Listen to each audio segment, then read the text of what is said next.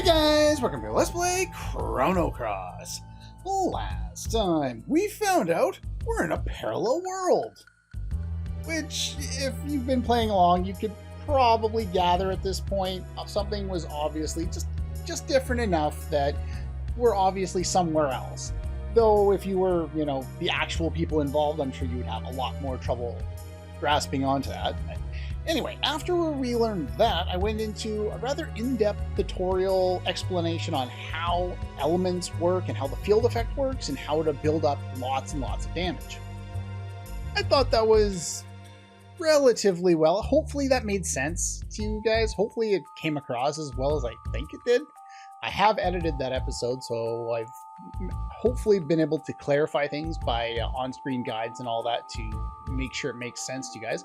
Again, if you have any questions, feel free to post them in comments and I will do my best to answer them. As far as everything goes, we're very much set up the same way we were before. The door over there is the last one there. Make sure you spread out your white elements on all of your party members here. That would be a worthwhile thing to do. And I still haven't shown off Eagle Eye. We could probably get around to doing that in this fight. Sure, why not? Other than that, yeah, I think we're pretty much all set. When you save and reload your file, a lot of the encounters will come back. Hence why these guys are here. So we will... Actually, you know what? Let's demonstrate that here. We'll turn that off. We'll have you do one attack, and we'll set up Eagle Eye. What Eagle Eye does is it temporarily increases your hit percentage. So we're going to use that on Surge. You saw what his accuracy was with all of his attacks before. Now, what the game doesn't explain is how good this is. It puts it at 99%. And I believe it usually lasts 2 to 3 turns, like the entirety of the turn. And if you remember what I said when we started this game, the amount of damage that you get from, say, a fierce attack is the equivalent of, I think, about 7 of these weak attacks. So we're actually going to get higher damage output by doing this for one small element cost at the start of the battle. And on top of that, because it's more damage in one hit, 1, you get around counterattacks if an enemy happens to have any. 2, you almost never miss. And 3, you have a higher chance of critically in with a fierce attack than you do with anything else. So things fall down pretty quickly. I'm not going to bother trying to steal another fire bullet from this guy. Somehow I've managed to get 3 of them. Not that that really matters on this path, but it is what it is. Been getting way too lucky with that. Yeah, the Eagle Eye element is fantastic. One of the best elements in the game. Now, I haven't shown this off because I haven't had the opportunity to, and I told you to fight them. But if you press the button when their eye is closed, you can get through there without having to fight them at all. I just wanted to fight them because I wanted to steal a bunch of magnifies so that I had them. What have we got in here? Yes, I know there's a shining thingy. We'll look at the shining thingy in a moment.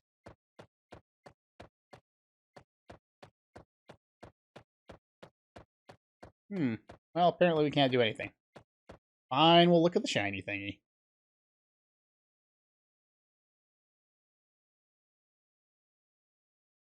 That's the second time kids brought up the frozen flame. Apparently that's what she's here looking for. What is this, a James Bond movie? Well, there's the general. Yeah, your security could use some work. I kicked the crap out of all of them.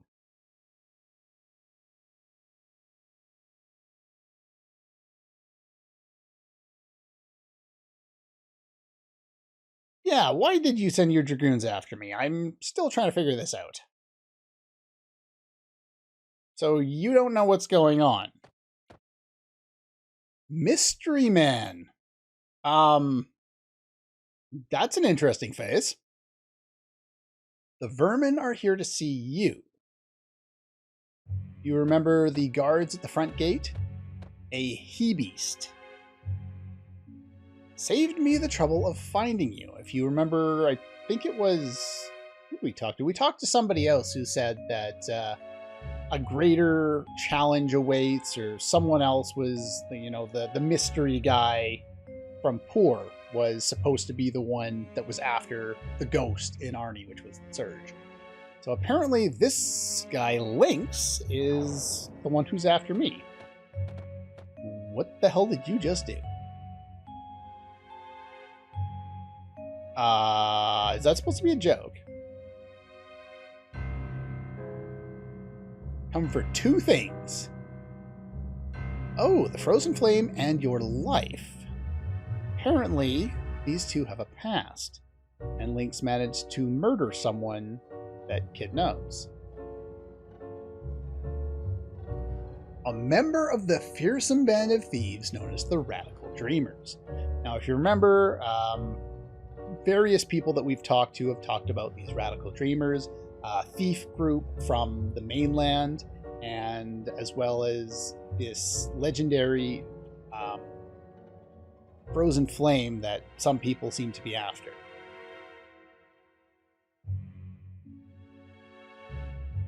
Okay. Quite ferocious. Well, she's one hell of a fighter, I'll give her that. I do like her kind of her stance and her fighting style, the way she battles with the dagger.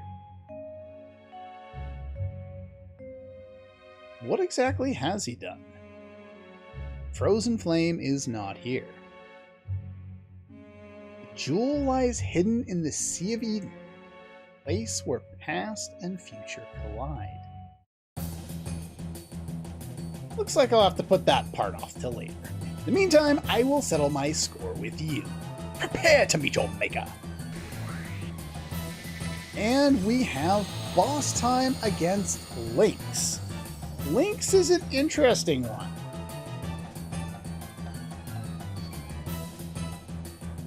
First things first, we're going to start the fight like I did in that other little fight there. We got really bad AP roll, he got his turn right off the bat, and ouch, he does a decent amount of damage.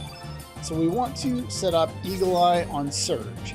Now, one thing of note with Eagle Eye is it does not directly affect Kid's Pilfer ability. You cannot cast Eagle Eye on her and then steal. It doesn't work that way. What you can do is you can set Eagle Eye on Kid so that she doesn't miss while building up your accuracy, and then steal after the fact. But it does not directly affect her steal rate. Alright, so we've set up Surge here. Now, Lynx is black, so we're going to want to deal as much damage as we can here. So let's get Photon Ray going here. And this is an interesting fight, because in this fight, it's not about trying to do as much damage as possible, as fast as possible. There is a lot more strategy involved here, and we will get into that here in a moment once he gets his next turn. He counters... anytime you use a white attacking element against him, he will counter by using whatever his next turn would have been to cast Anti-White, which is an element that prevents the target, if it hits, from casting any more white elements. In this case, his counter substitutes his next move, meaning we can lock him into a perpetual loop of just casting that and doing almost nothing else, as long as we continue to cast white elements with our different characters. Now, Anti-White as a status effect will wear off over time, so in this case it even missed Surge right off the bat. The other thing is any other element, any other colored element that we use against him, he will counter with a debuff called Imbecile. Imbecile is, I believe, black innate and lowers our... It lowers our magical attack stat, I believe. Alright. So we're going to see here in a moment, once he gets his next turn, he will use Imbecile on Kid there, Now, the items that he has to steal are a magic ring, which is only +1 to magic, or a power glove rarely, which is only +1 to physical. Neither are great, but they're better than nothing.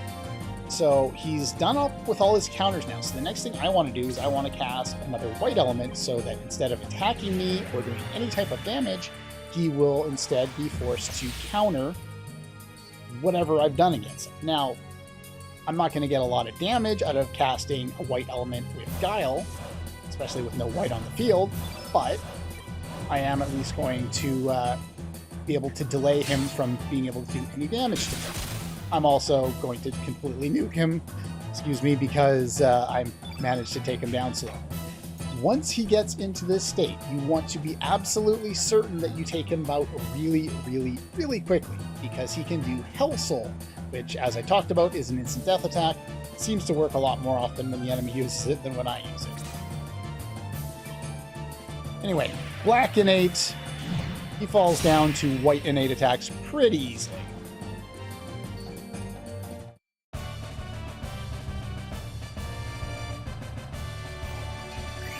And for doing that, we get star level 8. And Surge got garbage. Wow, did he ever get garbage? All defense. Oh, well, Kid got some strength, that's good. Guile got magic, that's good. I was hoping he'd get strength too, but I'll take it. And we get the Pendragon, or the Lesser Pendragon Sigil. In the previous version of the game, this was called Pendragon Sigil C. Just looking at my notes there, I was about to start reading it a different way because it was phrased differently before. Well, that wasn't difficult. It was just a shadow. You know that little fade that it did, Lynx did when he was over on the left of the screen there, right there? That's when it happened. And it's a small little thing that's like, okay, what the hell just happened? And then they ignore it and get right into the scene, so you'd stop thinking about it. But they at least showed you that you were fighting someone that wasn't exactly the same. It's a nice little touch they got there.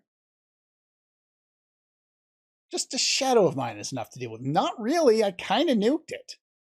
Other things that he can do are just attack and use an attack called Gravitone, which is a black elemental attack, level 2, targets all your party members and does damage to all of them. So we basically nuked him into submission by not giving him a chance to do any of his own attacks and making him counterattack the whole time. There is more than one boss in this game where you can lock them into a counterattack loop. I will endeavor to show other variants of fights when we get to this situation, but this one, it's really not all that difficult because even if you're not trying to lock him into a loop, you're always going to be fighting and casting elements yourself anyway. So it just made sense to demonstrate the loop here, especially coming off me trying to demonstrate how important the field effect is. You can also completely ignore the field effect and place into strategy this way as well. That's one thing I do like about this game. There's a lot of strategy that you can employ in the boss fights. Sadly, in order for you to figure out any of this, you need to have already played the game once and then read through a walkthrough to figure out, okay, this is the kind of strategy I can employ now. The first time around, you're not going to get any of these strategies because they're not particularly apparent. What do you desire from this world? I'm kind of, the other me, I guess, in this world is dead, but I'm still alive, so I don't need to live again. Erase your demise from the pages of history. That high-pitched sound was not there in the original.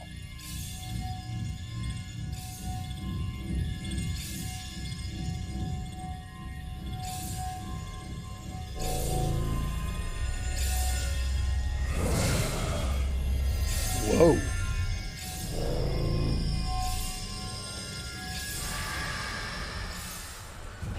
What have we here?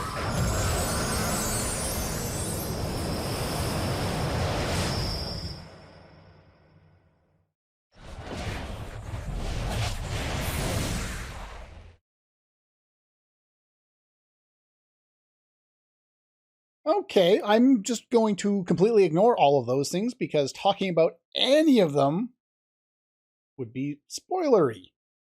It's the MacGuffin of foreshadowing. Anyway, listen to me. The end of the human world is nigh. This time comes, Surge. There shall be a deep enmity between you and the world. This is not speculation or prediction. It is history. Interestingly enough, the future is history.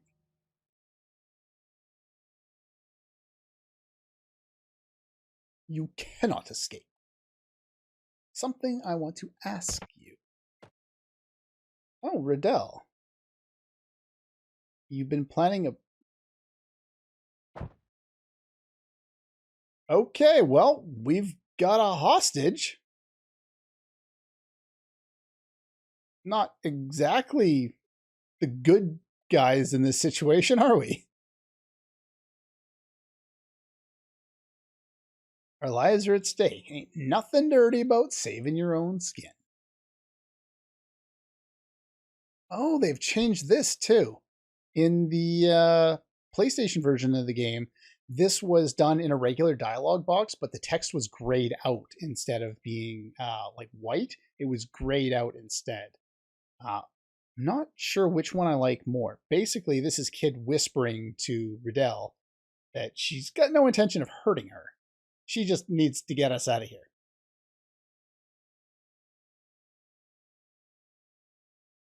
And here's Riddell just kind of going, oh, sure, yeah, I'll play along, even though the people on the other side are, my dad.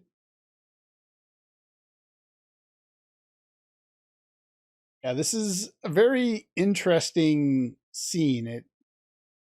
I think it almost plays off in a weird way that you wouldn't expect.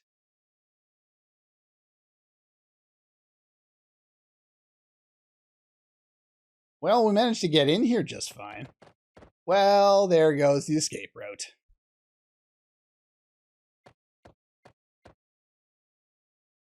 Dirty hands off Lady Riddell.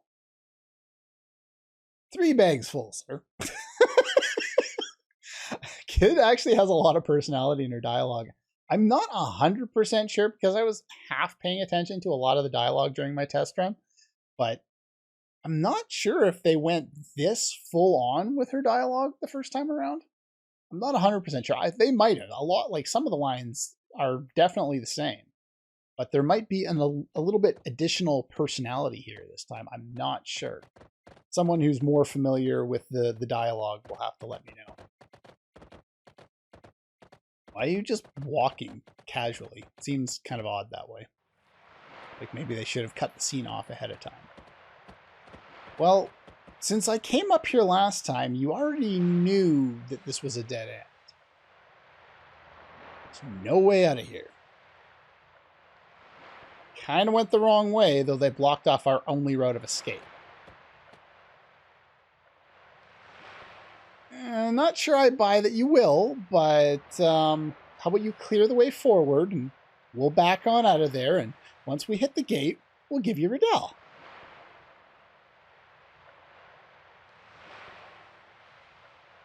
Well, that might be our only option at this point.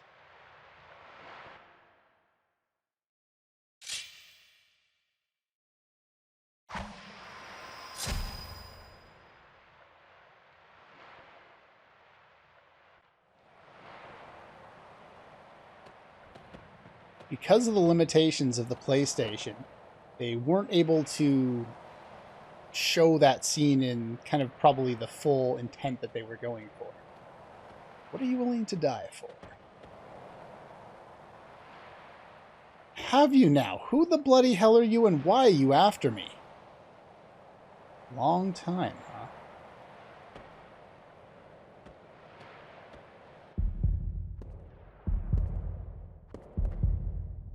The Assassin of Time, the Chrono Trigger.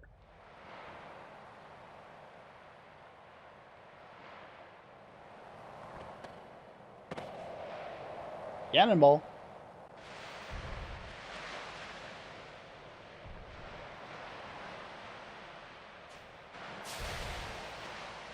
Well, that's definitely a long way down. I think it would be a little painful there. Now, the game automatically puts you into the menu here. I'll be right back. Okay, we're back. Now, there was a reason why they put you into the menu here, and I will go over that in a moment. But first, we can go out of the menu now. I don't know if you could save there or not, but regardless, we wake up here, wherever here is, looking for your friends there outside. The interesting thing about being called the Chrono Trigger is it obviously alludes back to Chrono Trigger. But at the same time, it doesn't really say all that much. Not that way. So we can't use that, whatever that is. We have to go out this way.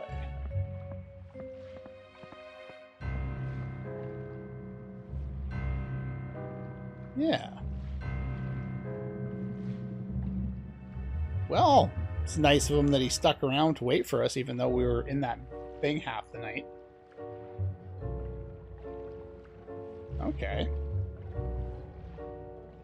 Falling out of the sky, yeah. Yeah, no doubt. Though falling from a very high height into the water isn't going to be much better than falling onto the rocks. Such a wuss. Got knocked out from a short fall. Little grays like this ain't gonna knock me down.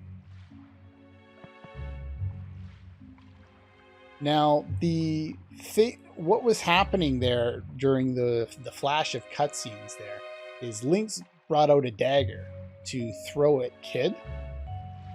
It would have hit Riddell because Riddell was Kid's hostage. Kid pushed Riddell out of the way and took the brunt of the assault.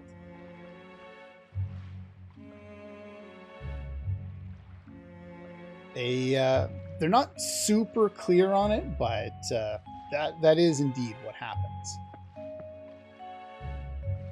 It seems the patient has been poisoned with Hydra venom.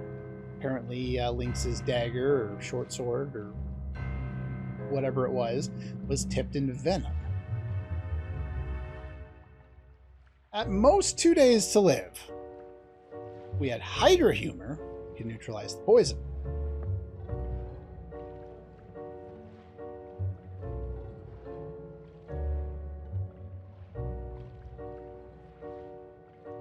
Hydras are now extinct in El Nido. If you recall, next to Arnie Village, there was the Hydra Marshes. When we went in there to talk to them, they said that they had eliminated the Hydras. And that was why we could go in there now. I think it was like more poisoned when we went there the first time, when we were back in Surge's homeworld. But now that we're in another world, they said that the Hydra's extinct, and we can go in there a little further. It's still poisonous, but it doesn't seem to be as poisonous.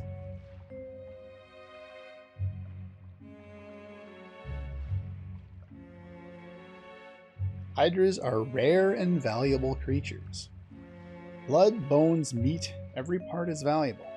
Humor, other than, supposed to be funny, I guess, is referring to the humor bone, would be my guess. Unless humor is the fluid in the eye, is it not? It's been so long since I studied any type of biology, but I think the viscous fluid within the eye is also called humor. So that might be what they're talking about. It's either that or the humorous bone. One of the two, I would guess, that they're looking for in order to cure this poison. Either way, we can't get it because Hydras are extinct.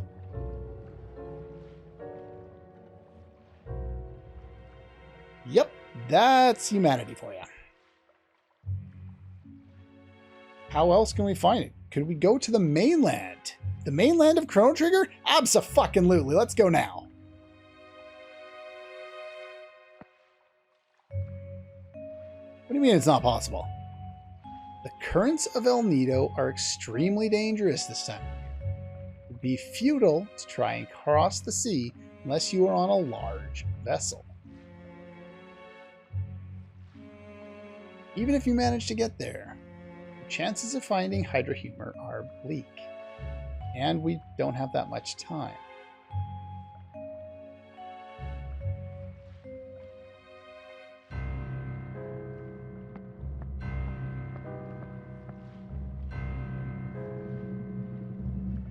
Yeah, we haven't really made a choice yet. You need to be alone.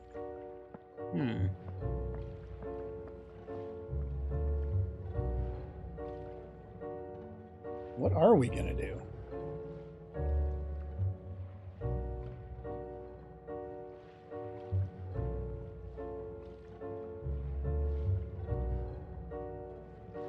You seem very opinionated on the matter. What? Now who? Well, I guess I know that accent.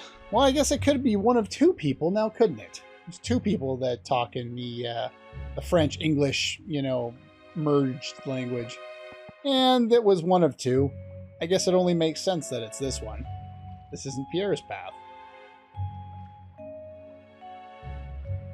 Down for the count.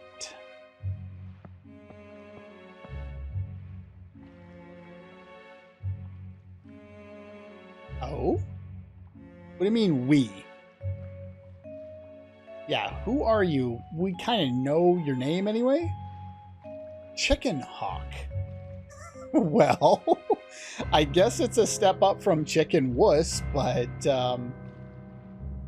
keep your mouth shut. Why, you? Yeah, Korsh's deal is to overly pronounce cha at the end of any sentence that has, you know, those syllables at the end.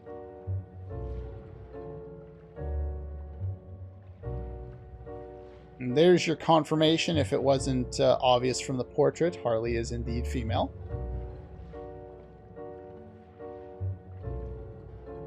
Even though we're on the PlayStation level of graphics now, it's still difficult to tell with a lot of these JRPGs. There is a lot of gender confusion among pixelated characters of multiple different generations of video games. You're gonna regret it. Charge! Wait, what? The only other one we've seen do that so far is Lynx.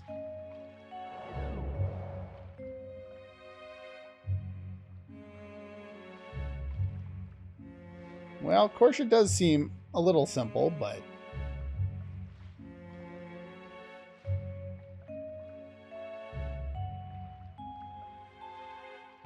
Now, pay attention to where Harley is currently standing.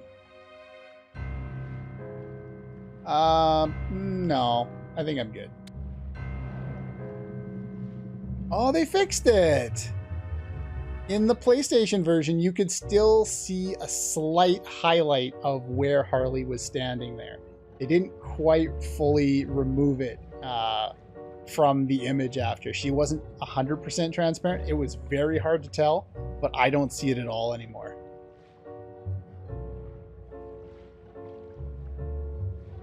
Anyway. Yeah, I don't get her deal at this point either. Are all of your friends like that? Have you seen my party, dude? I have a radical dreamer. I'm dead. I've got Guile here. He's a magician. I've got a talking dog. I got a straw doll. You know, my girlfriend from a parallel world. Not really the most cohesive party, and none of us are normal.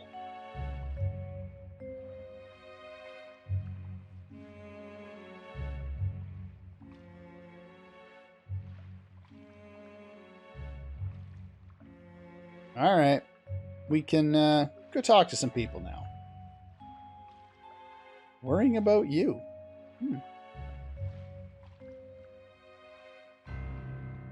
Go show your face. Yes, I'm going. I just want to talk to everybody else first.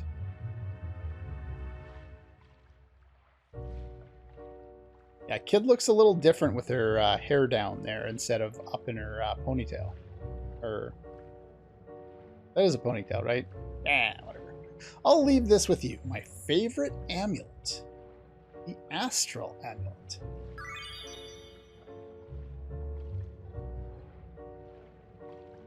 Remember what the prophet said. Where did it all start? Where do angels lose their way?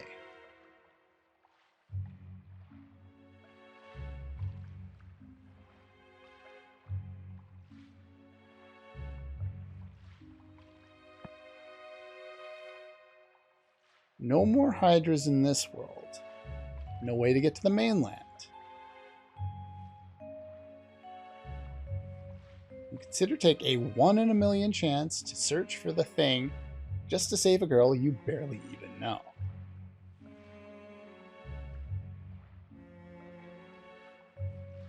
This leads us to choice number 2. Early on, we could choose one of 3 party members to take us to Viper Manor. And all that affected was those 3 party members. Here, we have another decision. You can either choose to attempt to save Kid, or you can choose to not attempt to save Kid. Each of these paths lead to 3 different characters. So what will be referred to as the Save Kid path, you get 3 characters, and the Not Save Kid path, you get 3 different characters. Just like with the previous sequence, I am going to demonstrate both different paths here, and I'm going to choose the one that gives me the best characters for Guile's path, since it's going to go all the way through the game. Sadly, this means I am making the same decision that H.C. Bailey made in his Let's Play years and years ago now. The reason for that is because, well, the best characters are pretty hard to argue in this game. They do make a substantial difference in our ability to actually deal damage. There is only, I think, maybe like 3 or 4 characters in the game that get like unique weapons to them, and they're usually better than the standard weapons you can get for everyone. And 2 of them, one of them can be used by like pretty much any wielder of that weapon type. One, I think, is unique to that character, but you can get that character on any path. And the other 2, I believe, are locked to... Well, one of them is Surge. Spoilers, he gets a unique weapon. I know it's kind of hard to figure that the main character would get a unique weapon, but yeah, he gets a unique weapon. The other one is locked to the Don't Save Kid path. So the Don't Save Kid path is what I will be doing on Guile's path. But on Nikki's path, I will be going through the whole sequence again, and we will be showing what happens if you choose the other way and choose to save her. So what are we going to do? On Guile's path? I don't know. She's your partner. Well, I've been, she saved me at Cape Howell, and then I let her come with me when we went into Viper Manor, and now she's here. We really haven't spent all that long with her, to be quite honest. She's not really my partner. There's nothing we can do.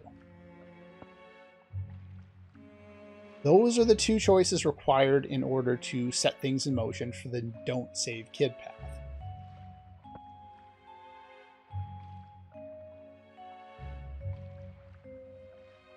On this path, the amulet that we just received from Kid, we are not allowed to take. Portia confiscates it, and we just kind of roll with it.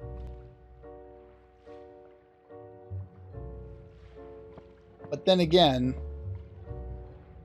I guess it makes sense to leave it with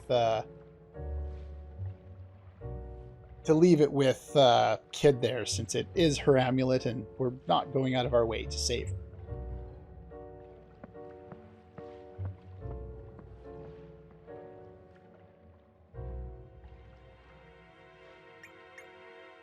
We're now short a character. This is why they opened up the menu for you when you fell down off of Viper Manor. They opened the menu for you to give you the option to remove Kid's equipment. And I removed both her equipment, her iron dagger, her bronze mail, gave her the weakest stuff I could, removed all her accessories and all her elements. Now, I haven't tested it, but it's possible that she would have been auto-equipped in the remaster, because I know in some of the Pixel remasters they do that when you lose characters in those games, but I haven't tested it, so I don't know. In the meantime, let's see here. Who do we got? We've got a mage with us, so let's throw a physical attacker in as a side character there. And yeah, from this perspective, we're leaving Kid to fate.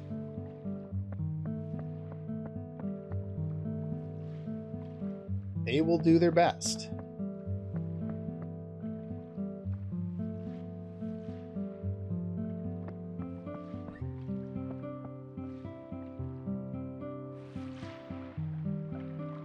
This is the city of Guldov, or I guess the village of Guldov. There are a bunch of things that we can do here, but I don't really have time to get into them right now. So what we're going to do is we're going to run over and we're going to find a save point so that we can save.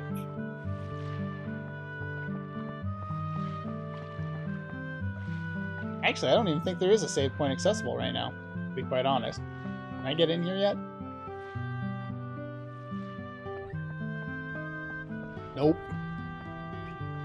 Okay, well, we'll show off one thing while we're here.